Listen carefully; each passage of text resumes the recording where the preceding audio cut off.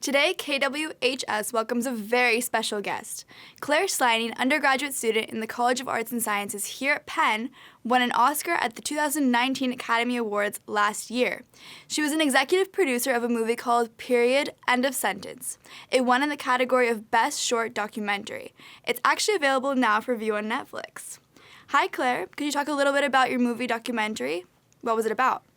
So Period, End of Sentence is set in a small village called Kathikera, which is just outside of Delhi in India. And it's centered around a subject of women in a community where access to menstrual products is really challenging. And when women and girls can't access these menstrual products that they need when they bleed every month, they inevitably end up stopping their education and stop going to school because they don't have the products they need to change like in the middle of the day. And that's directly tied to this larger idea that periods are stigmatized in a lot of cultures, not even just in India, but around the world, even in our own like local communities.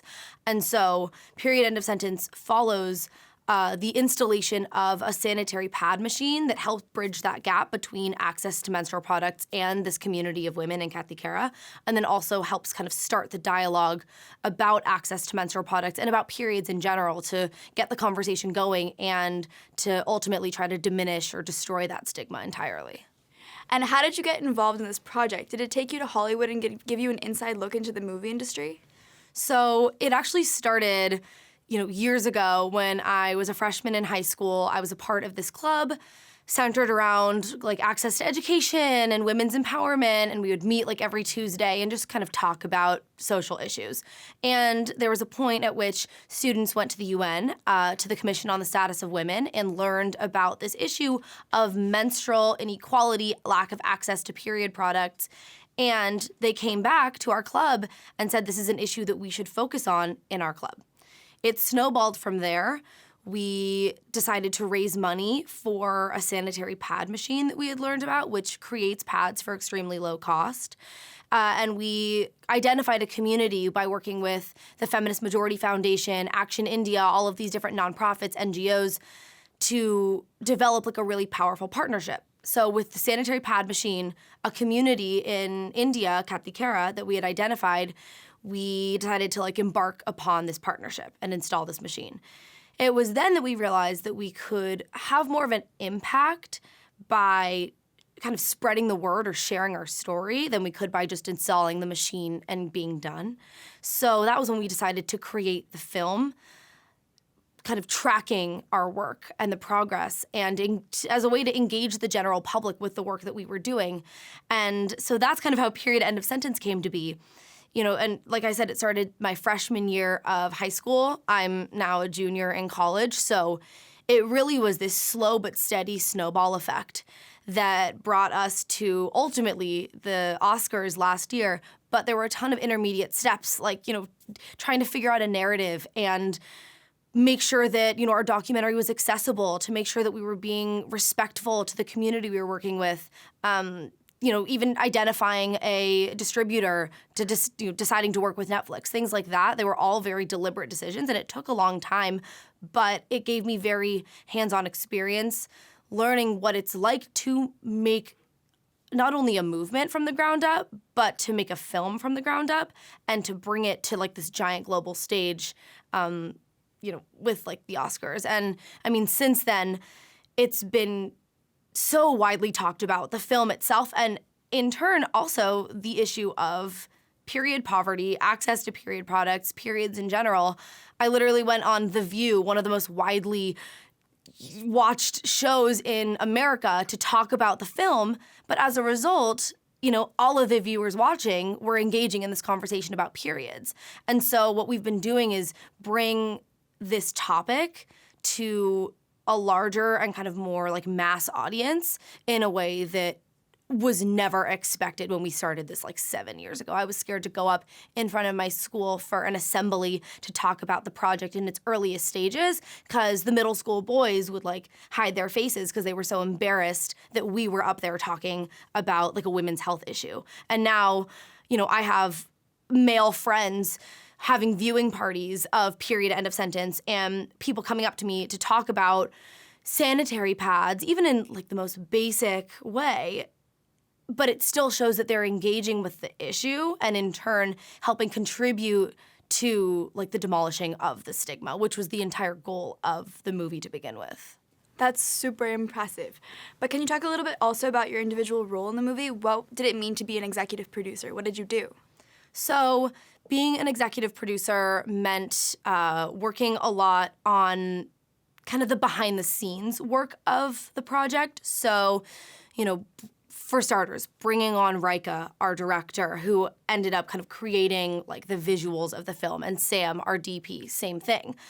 But it was a lot of creating the narrative and shaping what we wanted the film to look like from the backside. So we had to make very deliberate decisions like, are we, the founders of the PAD project, the like kind of instigators of the movement, going to be in the film? What does that entail? What, kind of message does that convey in the film? How long is the film going to be? What, like, platform do we want to distribute it on? What community do we want to partner with? What do we want this partnership to look like? So it was a lot of the, like, fundamental infrastructure that you don't really, like, see in the film because you're watching, like, this seamless progression, but a lot of the decisions that went into, like, the visuals that you see were created, like, by myself and my fellow executive producers, and we were responsible for creating the nonprofit that sort of spurred the documentary and kind of bringing that to life, like, through the film itself. So rather than doing, like, the technical hands-on, like, camera work, it was a lot of the behind-the-scenes narrative work, building, like, the structure of what the project and the film were going to look like. And how has your life changed since winning an Oscar? How have people responded to the movie itself and to you? It's been honestly a whirlwind in that none of us expected the film, I guess, to have this much traction and for people to engage with it as much as they had. We never expected to make it to, like, a single film festival, let alone the Oscars. So I think that has been kind of the most surreal part, is that people are engaging with this topic of periods and with the movie itself and the movement itself because, like, we started it and because we made the film. And so the fact that it has been shown and talked about on this global stage as big as the Oscars and beyond has, I think, reflected onto us how important it is to, like, talk about issues in such an accessible way, in such a broad sense.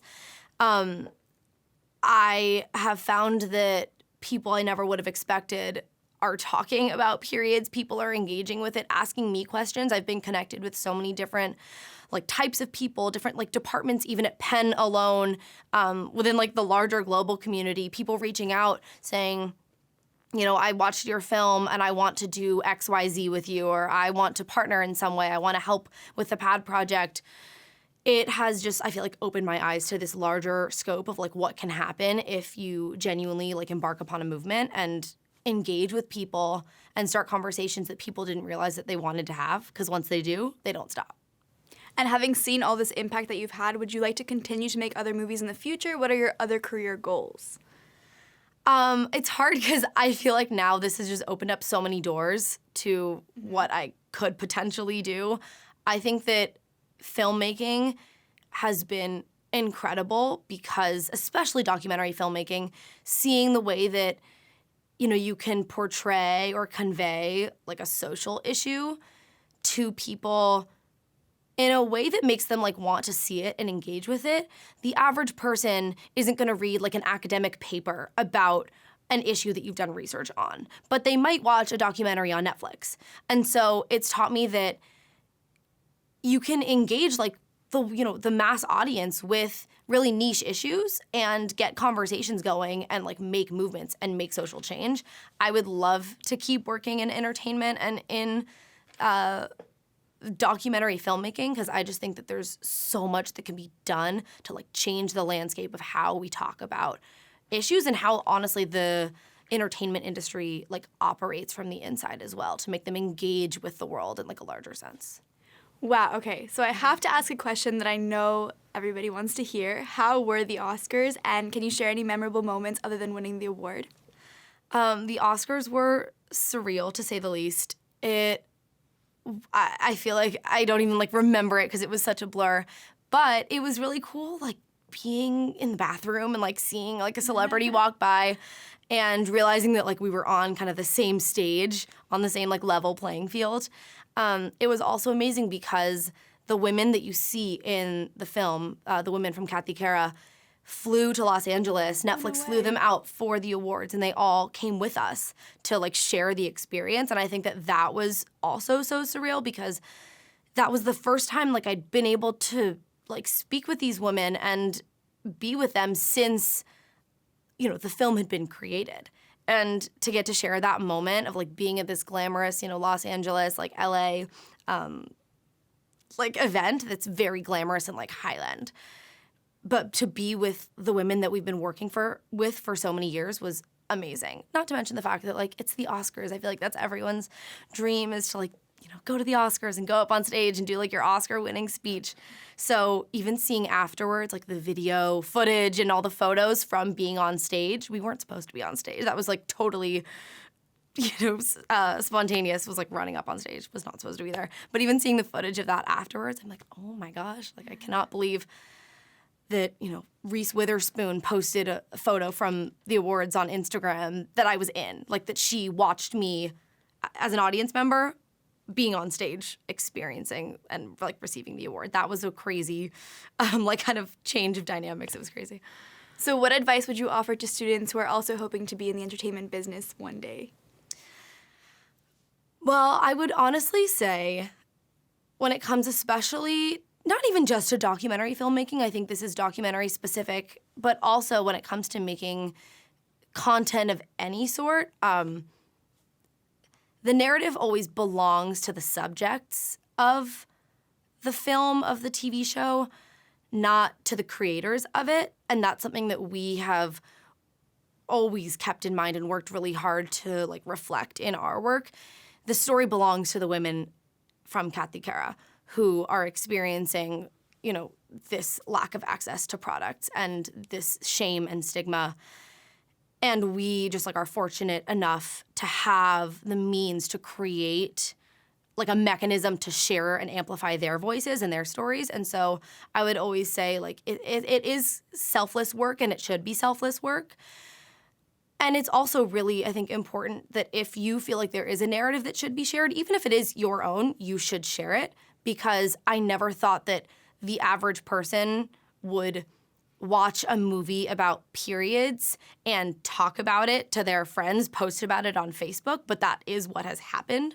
So if you are an aspiring filmmaker and you want to share a story that you feel like is too niche to, you know, really like resonate with people, still do it, because a movie about periods based in India that's 30 minutes long can make it to the Oscars. And I think that you can see that what might be a disconnect really can be connected, and that every short story should be shared, because there's so much out there that people don't know and can learn from watching films and TV shows that instigate conversation. So do it. Make the movie. Claire, thank you so much for sharing your story with us today. Thank you for having me. This was amazing.